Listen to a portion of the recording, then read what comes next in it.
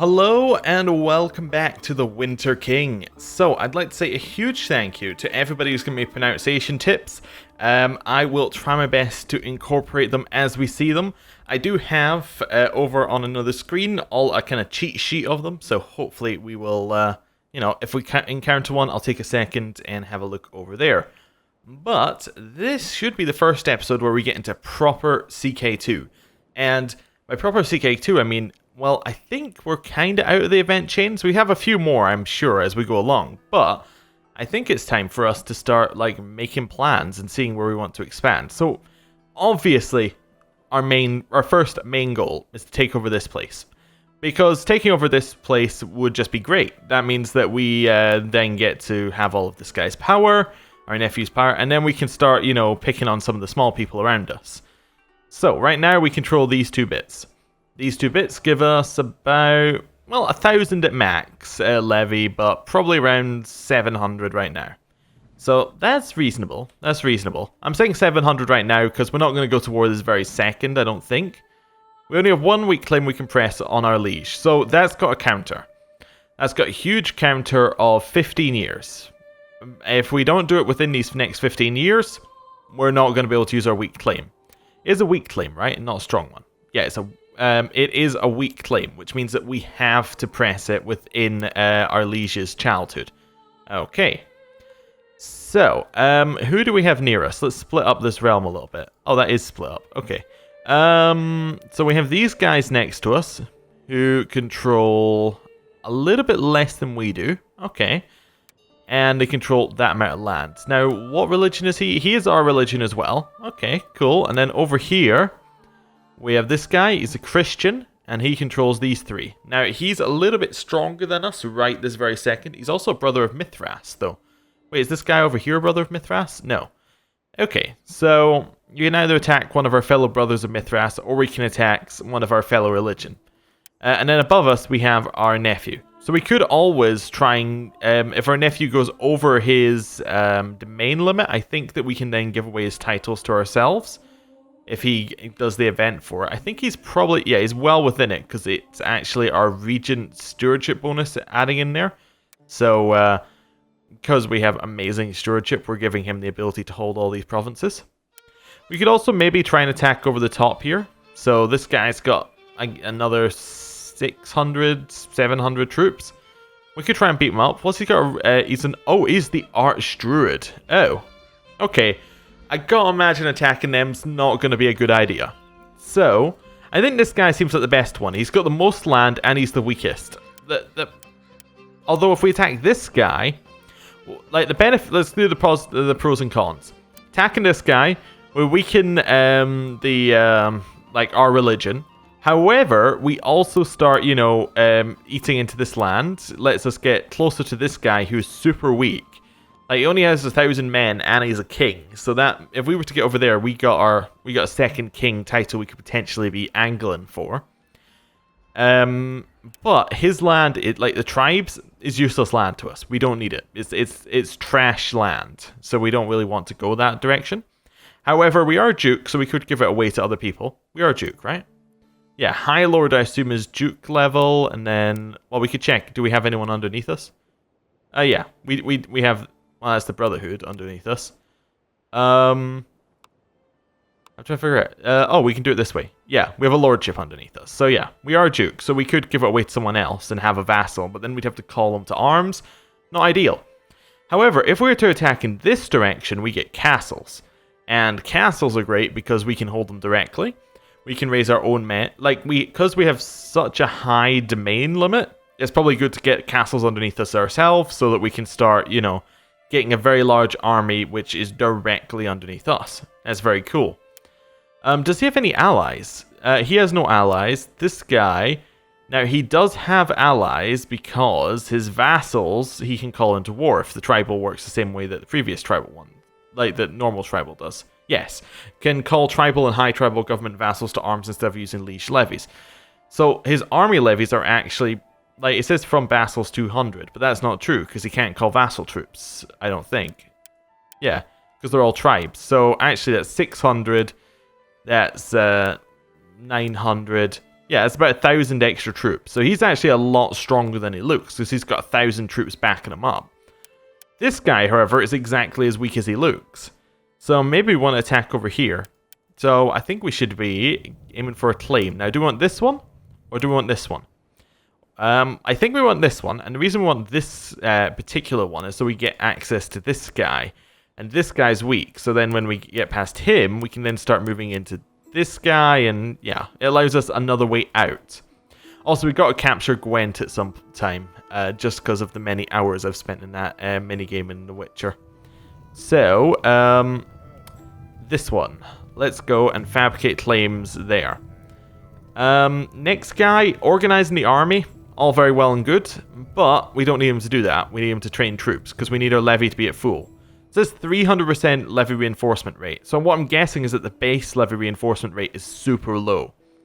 So what this will do is that, although this guy does have 300 martial, so maybe he's a little bit of an outlier here. But if we stick that guy in there, we're going to get a lot more levy reinforcement. So that's pretty much what we're going for. Collect taxes. Seems like a good idea. Go and collect us some taxes.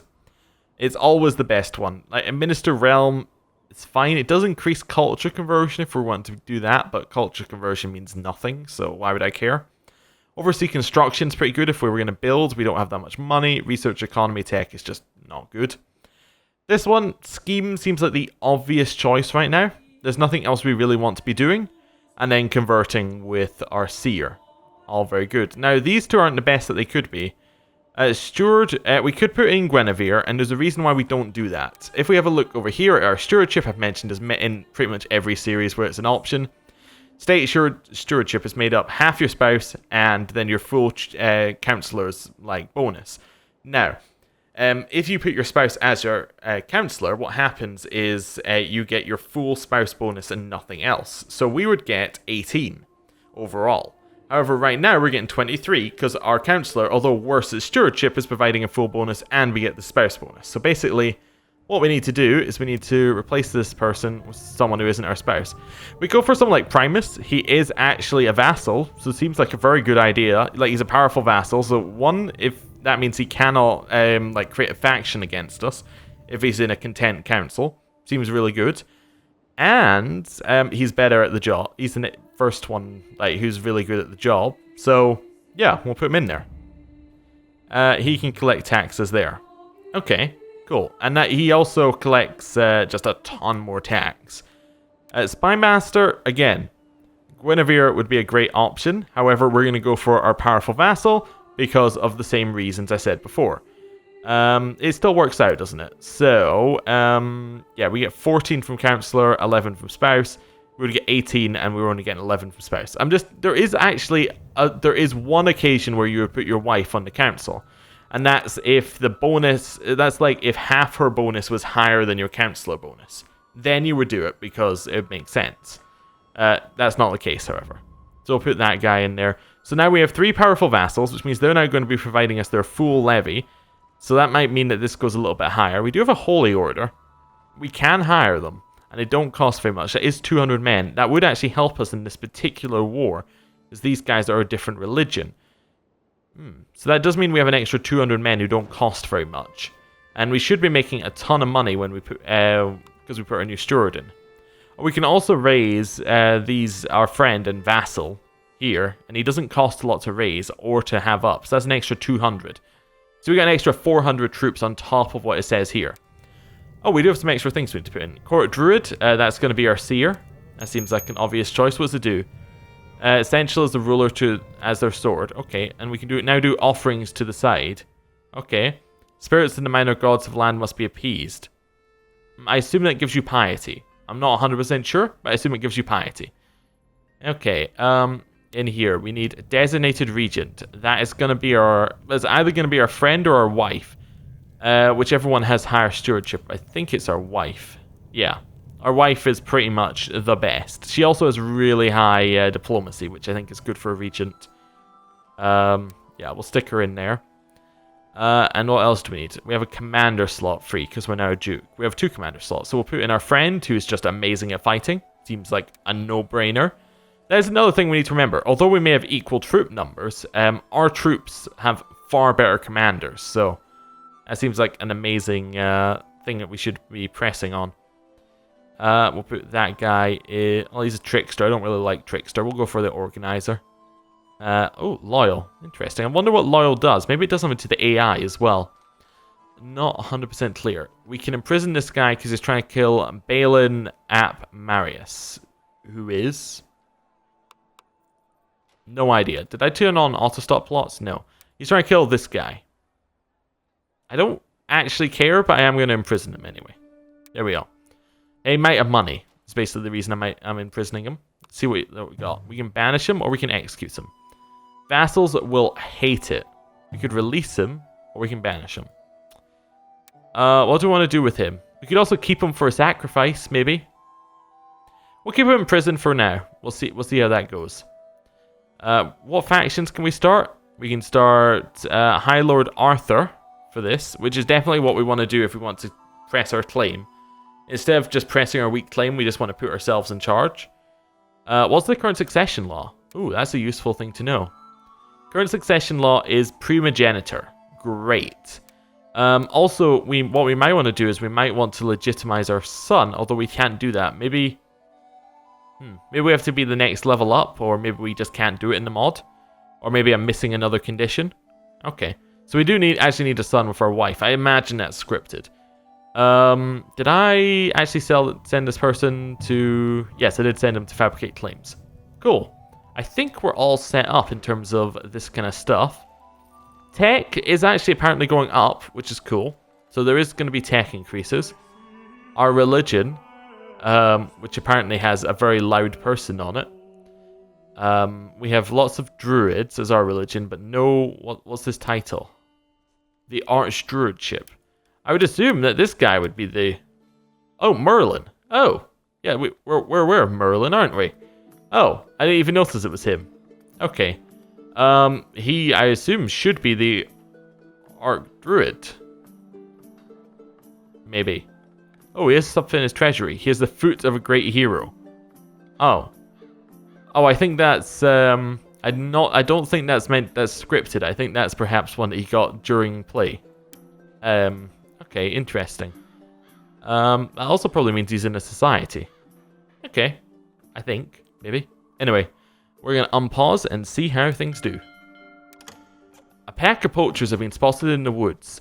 The local laws reserve the right of hunting to the ruling class and their servants. I should probably send Lanval Vocula and Magistrate Nabur to investigate the matter. So we can say no need, or we can send them off. Sure, go find people. You want me to be your counselor? You would like me to be your marshal? I thought it was your marshal at the end of last episode, but okay, we'll accept. We're not his regent anymore either. Oh, we were his regent at the end of last episode as well. Okay, weird. The people of Abona have embraced the Catholic faith. How can they worship a god so weak he was nailed to a cross? Okay, fair enough. Magistrate Nabar caught 2 young poachers in my forest with a couple of dead rabbits at their belts and a live one in a snare. So I can deal with them myself. The law demands death by hanging or cut off their ears. What are we going to go with? We'll deal with them myself. And Lanville also caught some. Okay, we'll deal with them myself as well. Recognizing your military prowess and ability to unite the kingdom. Ah, okay. I think this is scripted every time you load up the game, just because the game will automatically set a regent. I think it's just scripted so that it'll put you as regent again. And marshal if you're not already marshal. Well, there's a little revolt over there. We're going to need to look at that at some point as well. Maybe some of the other events don't trigger unless you're a regent. It's awesome. Okay. Does that actually do anything? Probably does something like... yeah, it does. Okay, so you get extra taxation during autumn. Nice. Oh, because it's the harvest. That makes a lot of sense. Okay, we can hold divination. What's this? So, we offer sacrifice to the gods for our divine fortune. It can only be done every 5th year. Sure, let's do it. We get some prosperity for it. You've sent out summons to all of your vassals for the divination. Those that have been baptized or profess to follow the teachings of the prophet will have to offer gold to be exempt from this sacred ceremony. Nabur is not coming. Okay, that's fine. But he did send a tribute of 20 gold. The guests have arrived, and the time has come for the divination to begin. You gather near the grove and begin by offering animals as sacrifices to the gods. While their meat is prepared for the feast that is to follow, the blood is sprinkled on the trees and many representations of the gods, as well as the worshippers themselves. Okay, now for the human sacrifice. Balin is brought up from your dungeons and escorted to the grove. Oh, okay, yes, of course. A sacrifice. I forgot we had him in there. As soon as he spots you amongst those gathered nearby, he hurls insults and spittle your way, stopping only when his head is severed from his neck. The hatred in his eyes could be mistaken. So we can say, I've changed my mind, or we kill him. Yeah, sure, we'll kill him. Ooh. That is incredibly uncomfortable every time. Okay. Let's close those.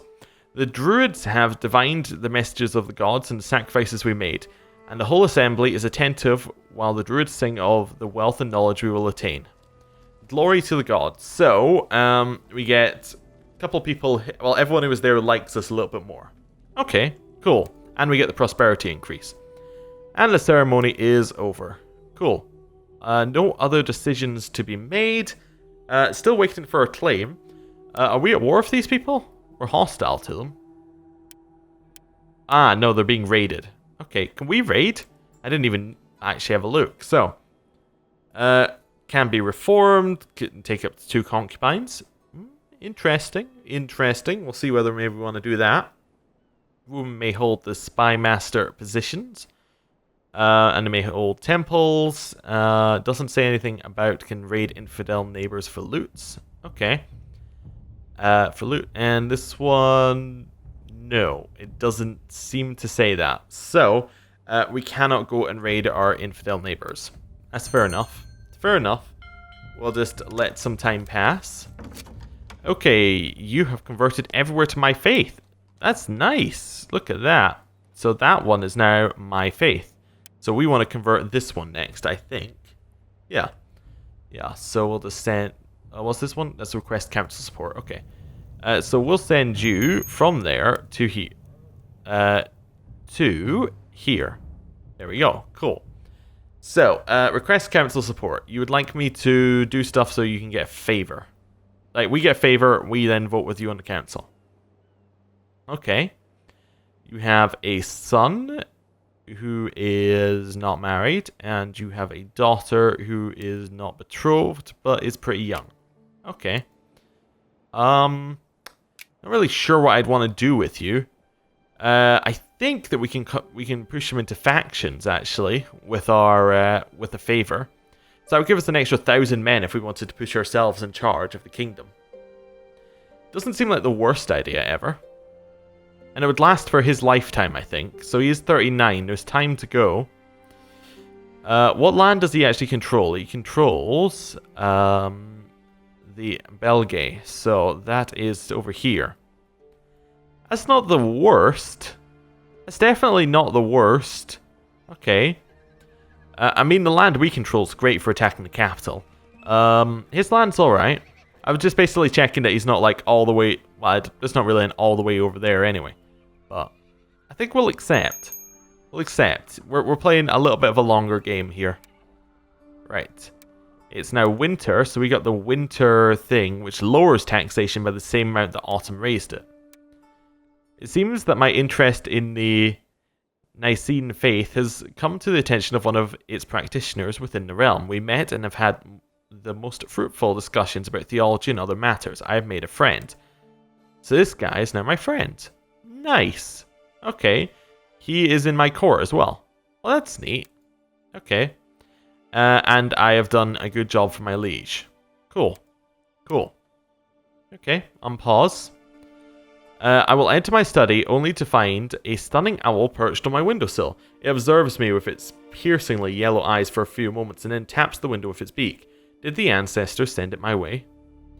Who is a pretty bird? Or, we'll shoot it. No, who's a pretty bird? We get learning and we get health.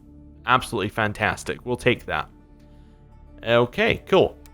We got a special tithe, so that's another 24 gold. Okay, spring. So what do we get in spring as our bonus? Spring, less taxation, lowering in winter, but, you know, still not positive tax. Okay. I assume that summer is the opposite of spring.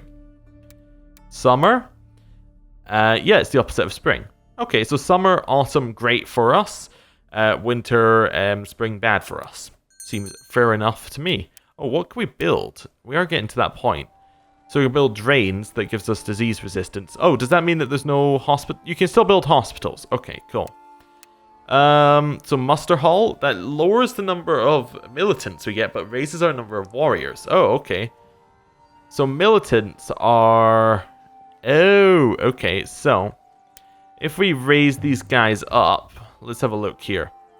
So militants give 0.2, 0.02 and 0.08, while warriors give 0.01, 0.19. Okay, so not as good at attacking, but defense-wise, 2.9, 2.9. Yeah, so basically we lose a little bit in attack, but everywhere else we get an increase. Okay, so it's just making our men better. I like that. I like that as a system. It's not necessary. We lose a little bit of tax because we're paying for the upkeep. We lose the militants, obviously, because they're not there anymore. But we gain warriors who are just straight up better troops. Okay, unless we're going for the attack phase. A local farmland increases our tax income. Okay. Well, how much are we making? Making 6. I think we go for tax income, then we build the muster hall. Okay, cool. The people of Tone have embraced the Catholic faith. How can they worship a god so weak he was nailed to a cross? Alright, cool.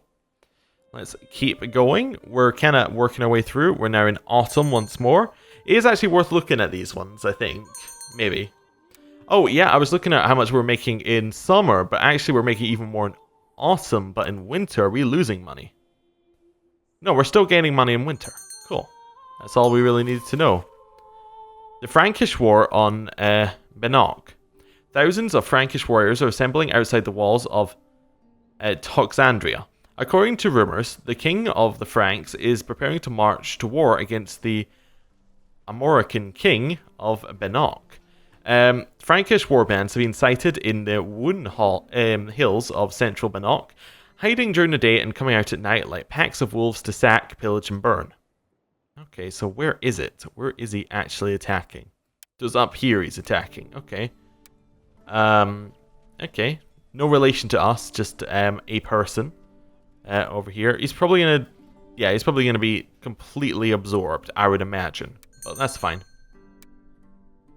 Temple is finished constructing in Tone. So that's our liege building things. Okay, cool.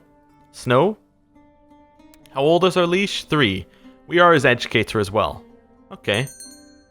I'm happy with my place in life. I just can't think of anything I would rather do than take care of myself and my friends. I'm content. Okay, and this guy likes our philosophy. Oh, but we also just got rid of his stressed. Nice. I saw it happen on the, like, when we clicked on the sheet and we moved forward time. Okay, cool. Okay, the siege of Trevis. The armies of the Franks have sieged and conquered the tribal island of Trevis. The royal family of Benock has managed to escape the palace and leave the island aboard fishing boats, while the Frankish warriors were climbing the harbour's stone quay and swarming into the city. The great library of Trevis has been set on fire. Centuries of human knowledge and literature are now lost to the flames. The former king of Benock and his family fled to Britain, hoping to find refuge at some British ruler's court. They abandoned their people to death and slavery. Okay. The conquest of Benock. The Franks have destroyed the kingdom of Benock and integrated the devastated lands of the northwestern Gaul, where the Armorican kingdom once stood, into their realm. From this day on, the provinces of the kingdom of Bellinot and Ban will belong de jure to the newly created counties of... Oh, wait, I just realized what this is. Okay, so this is going to pop up every time. I read a little bit when I was doing changelogs, and like I was reading through the changelogs and reading through like what this mod was. This, basically, they said that they had a de jure system, and I wasn't sure what they meant. But what they mean, I think, is that when you conquer when these guys conquer somewhere, it becomes de jure part of their land. Maybe it's also true like up here. So say that we were to go and conquer Gwent, it would de jure become part of this land. So if part of it was to become independent again, we could then declare and say, no, actually, that's de jure part of my land. You should come back underneath us. Oh, that makes a lot of sense. Okay. So High Lord Arthur of Dunark was killed.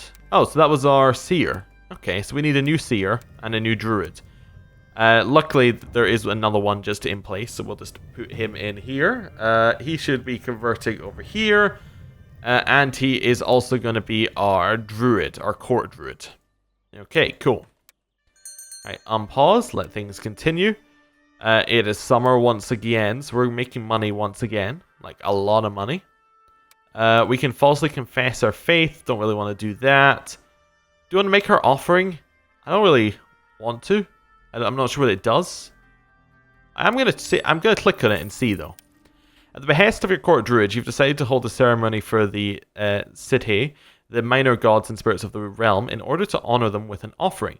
You hope this is enough to improve your relationship with them, but before you continue, you must decide on what offering to make. Gold and treasure. Okay.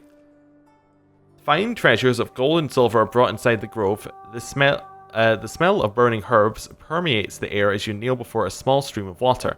You slowly place the offerings inside the stream and watch as they are taken away to be enjoyed by the spirits. So, a chance they reject it, but also a chance that they're pleased, and a chance that they accept and are happy with it.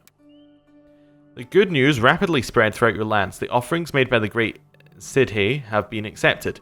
The druids tell of dancing elves and restful tree spirits receiving the offerings with great pleasure. While the City are fickle beings, it is probable that our standing with them shall improve. Praise be the gods. So we get some piety and we get some prestige. Nice. Okay, well, I think I'm going to end the episode. Ooh, maybe not. Council support. So this guy... yeah, I didn't click this line by accident. Okay, this guy's the guy next to us, isn't he? Yeah, okay, so if we got him in, that's another huge part of our liege's land gone. We're going to accept. Okay. He also he's a little bit older, actually. But that gives us that amount of land and this amount of land. So, how much does he get from vassals? Vassals, he gets 2,700. So we've taken 2 vassals away. He also has a retinue of 780. I didn't notice that. I actually can't see where it is either. Is it up here? No. Must be down here then. Yeah, there we go. So, we want to, if we were to declare it, we want to wait till that guy's out of that land. So that's 1,000. Wait, did we lose our favorite? Your father died. Ah, that's really annoying. And if he dies, our nephew takes the land. We want to get the favor. So what we might want to do is just try and get enough money so we can then grab a couple of favors at once. Ideally, we want to get this guy under, like, on our side. So that would be 2,000 men. So that'd be 2,500 on our side, which would more than take care of this guy, of our nephew. So we'd have 1,000. We'd also have 2,500 and most of the land. It seems like that would go really well. Although all of his men would then be nice and close to him. Okay. Anyway, I'm going to end the episode here. Thank you for watching. I'll see you next time. Goodbye.